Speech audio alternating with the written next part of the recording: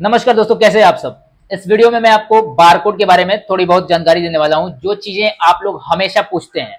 वैसे तो बारकोड के ऊपर मैंने बहुत सिंप्लीफाई करके वीडियोस ऑलरेडी ये डाल रखे हैं। आप लोग इन वीडियोस को देख के हमारे पास इंक्वायरी करते हैं और आपके कुछ जो प्रॉब्लम्स होते हैं, कॉमन प्रॉब्लम्स, हमने कुछ प्रॉब्लम्स छांट रखे हैं, जो क्वेश्चन आपके बार बार आते हैं, फ्रिक्वेंटली आस्क्ड क्वेश्चन टाइप, वो क्वेश्चन मैं आपको इसमें बताने वाला हूँ। तो सबसे पहला क्वेश्चन मैं लेके चल रहा हूँ। लोग पूछते हैं कि बारकोड का नंबर 890 से स्टार्ट हो रहा है क्या, मतलब हमारे बारकोड का। तो देखिए 890 जो सीरीज है ये GS1 की सीरीज है। हर कंपनी का, जो भी कंपनी बारकोड प्रोवाइड करती है, उस हर कंपनी का अपना एक सीरीज रजिस्टर्ड होता है। दूसरी कंपनी उस सीरीज को इस्तेमाल नहीं कर सकती है, अदरवाइज वो कंपनी जिसका सीरीज इस्तेमाल किया जा रहा है वो पेनाल्टी लगा सकती है दूसरी कंपनी पर, ठीक है। और आप भी अगर किसी ऐसे कंपनी से बारकोड ले रहे हैं जिसने आपको गलत सीरीज का बारकोड दे रखा है, जो कि ऑलरेडी किसी कंपनी का पेटेंट है, तो आप भी इसमें लपेटे जा सकते हैं और आपको भी नुकसान हो सकता है, ठीक है। ये प्रूव्ड एग्जांपल है। काफी ऐसे क्लाइंट्स हैं हमारे पास जिनके साथ ऐसा हुआ है, ठीक है। तो हमेशा ध्यान रखें कि ऐसी कंपनी से बारकोड लें जिस कंपनी के पास अपना रजिस्टर्ड सीरीज हो, ठीक है ना। दूसरा क्वेश्चन हमारे पास आता है कि बारकोड हर जगह चल जाएगा क्या।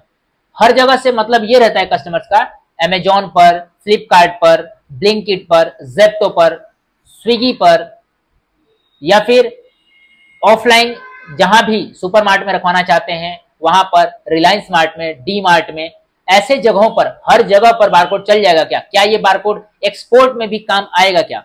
तो इसके लिए मैं आपको बताऊं, रिलायंस डिजिटल या रिलायंस मार्ट ऐसे जगह हैं जहां पर हमारे दिए हुए बारकोड को एक्सेप्ट नहीं किया जाता है।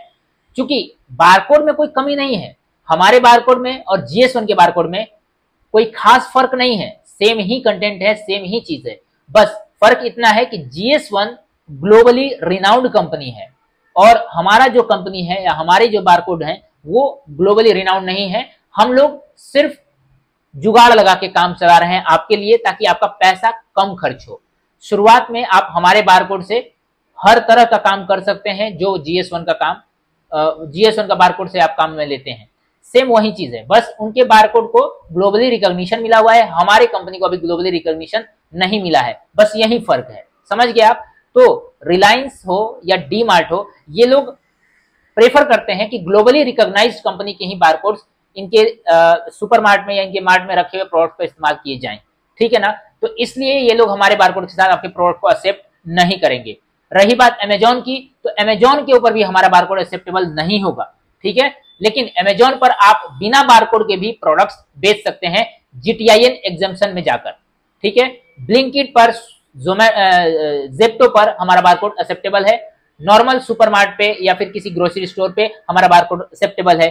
दुकानों पर बारकोड एक्सेप्टेबल है, ठीक है। मैंने जो ब्रांड्स के नाम लिए, जैसे अमेजॉन, रिलायंस मार्ट या फिर डी मार्ट, यहां पर बारकोड हमारा जो है वो एक्सेप्टेबल नहीं हो सकता है, क्योंकि इनको सिर्फ और सिर्फ GS1 के बारकोड चाहिए होते हैं। समझ गए आप। तीसरा क्वेश्चन रहता है, आप बारकोड इतना सस्ता कैसे दे रहे हैं। चूंकि बारकोड तो बाहर महंगा मिल रहा है, आप सस्ता कैसे दे रहे हैं। तो इसका जवाब यह है कि हमारे बारकोड में कोई भी डेटा नहीं रहता है, लेकिन जब आप GS1 से बारकोड लेते हैं तो उसमें आपके प्रोडक्ट का डेटा रहता है। वो भी डेटा उनके सर्वर पर रहता है, ना कि गूगल के ऊपर अवेलेबल होगा या फिर किसी और सर्वर पे अवेलेबल होगा। जैसे आप मोबाइल से सर्च करते हैं, उस बारकोड को स्कैन करते हैं, तो आपको सिर्फ और सिर्फ उस बारकोड का नंबर ही दिखेगा, तब तक जब तक उस बारकोड के नंबर पर वो प्रोडक्ट किसी वेबसाइट पर रजिस्टर्ड नहीं है। अगर मैं अपने बारकोड के नंबर पर अपने वेबसाइट पर आपके प्रोडक्ट को रजिस्टर कर देता हूं, तो आपको भी यही लगेगा कि हमारे बारकोड में भी डेटा है। आप समझिए इस बात को क्लियर कट, कि मैं अगर अपने बारकोड के नंबर पे, जो मैं इश्यू कर रहा हूं आपके लिए, अपनी एक वेबसाइट जनरेट कर लूं जहां पर मैं डेटा रखूंगा सारा सर्वर पे, आपके प्रोडक्ट को वहां रजिस्टर कर दूं, तो जब भी आप बारकोड हमसे लेंगे और कोई भी प्रोडक्ट को स्कैन करता है, आपके बारकोड को स्कैन करता है, तो उसको गूगल पे हमारे वेबसाइट के द्वारा आपके प्रोडक्ट का डेटा दिखाया जाएगा। समझ गए आप। लेकिन इसी वजह से, चूंकि मैं सर्वर खरीदूंगा, वेबसाइट लॉन्च करूंगा, उसको मेंटेन रखूंगा, ताकि कभी भी आपके प्रोडक्ट को कोई भी सर्च करे तो डेटा दिखे, तो उसका एक रिन्यूअल फीस लूंगा मैं आपसे, प्लस महंगा भी बेचूंगा, क्योंकि मुझे खर्चा पड़ गया ना यहाँ पर। तो वो खर्चे की वजह से बारकोड महंगा हो जाता है, प्लस हर साल उसका मुझे रिन्यूअल भी करना है, सर्वर का कॉस्ट देना है हर साल, इसलिए मैं आपसे हर साल उस बारकोड का रिन्यूअल भी लूंगा। अब रही बात, अब आप समझ चुके होंगे कि हमारा बारकोड सस्ता क्यों है, क्योंकि हम अपने बारकोड में कोई डेटा नहीं रखते, क्योंकि वो यूजलेस है, कोई मतलब नहीं है, और हम आपसे रिन्यूअल नहीं लेते क्योंकि हम सर्वर रखते नहीं। तो इसी वजह से हमारा बारकोड सस्ता है। अब यूजलेस क्यों है ये डेटा, क्योंकि बारकोड का मतलब क्या है, बारकोड क्यों ही लगाया जाता है प्रोडक्ट पे, बिना बारकोड के भी तो प्रोडक्ट बेचा जा सकता है, लेकिन बिलिंग जब करनी होती है तो बिलिंग को आसान करने के लिए बारकोड का उपयोग किया जाता है, ताकि जैसे ही आप प्रोडक्ट को स्कैन करें उसका डेटा ऑलरेडी फीड है, हमें प्लस माइनस करने की जरूरत नहीं है। मैंने स्कैन किया कैलकुलेटर में या इन्वेंट्री मैनेजमेंट सॉफ्टवेयर में, तुरंत ही उसका डेटा फेच करके हमें कैलकुलेटर में, हमारे पास काउंटर पे जो भी सिस्टम होता है वहां पर कैलकुलेट करके उसने पूरा टोटल खर्चा बता दिया कि आपने कितने प्रोडक्ट्स परचेज किए हैं, और आपकी बिलिंग फास्ट हो जाती है। अदरवाइज मॉल्स में भीड़ लगती है, आप देखते होंगे, तो भीड़ को जल्दी जल्दी निपटाने के लिए बारकोड जरूरी होता है। सुपरमार्केट में आप कभी भी प्रोडक्ट रखवाने जाएंगे तो वो आपसे पूछेगा कि आपके प्रोडक्ट पे बारकोड है या नहीं। क्यों? क्योंकि उसको अपनी बिलिंग को आसान करना है, ज्यादा से ज्यादा कस्टमर को कम से कम टाइमिंग में बिलिंग करना है, ताकि वो ज्यादा प्रॉफिट कमा सकें, राइट। तो इसी की वजह से हमारे सर्वर पे आपका डेटा नहीं रहता, हम सर्वर भी नहीं रखते, सिर्फ और सिर्फ आपको वही चीज देते हैं जो आपके प्रॉब्लम को सॉल्व करे, ठीक है ना।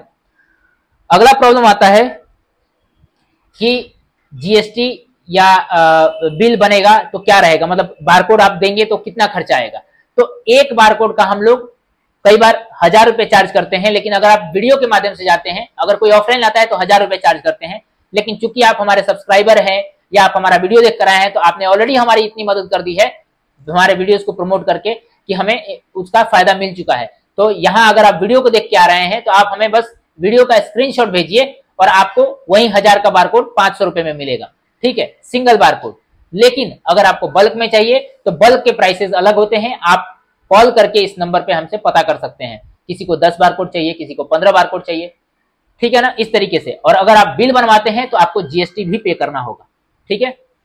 अगला क्वेश्चन रहता है कि हमें बारकोड के लिए क्या क्या डेटा देना होगा, ठीक है। तो हम जब आप हमसे बारकोड लेंगे तो आपको अपने प्रोडक्ट का नाम, अपने कंपनी का नाम बस हमें दे देना है, और हम उस नाम पर बारकोड जनरेट कर देंगे। कंपनी का नाम इसलिए चाहिए होगा ताकि हम कभी भी अपने डेटा में जब चेक करें कि ये सीरियल नंबर किसको इशू हुआ है, ताकि सेम सीरियल नंबर दोबारा रिपीट ना हो, क्योंकि हमने एक बार जब आपको सीरियल नंबर इशू कर दिया, वही सेम सीरियल नंबर हम किसी और को इशू नहीं कर सकते, अदरवाइज प्रॉब्लम आएगी, क्लैशेस होंगे। नेक्स्ट क्वेश्चन ये रहता है कि जब हम बारकोड ले रहे हैं तो हम डिफाइन कैसे करें कि हमारे कितने प्रोडक्ट्स हैं और कितने हमें बारकोड चाहिए होंगे। कई बार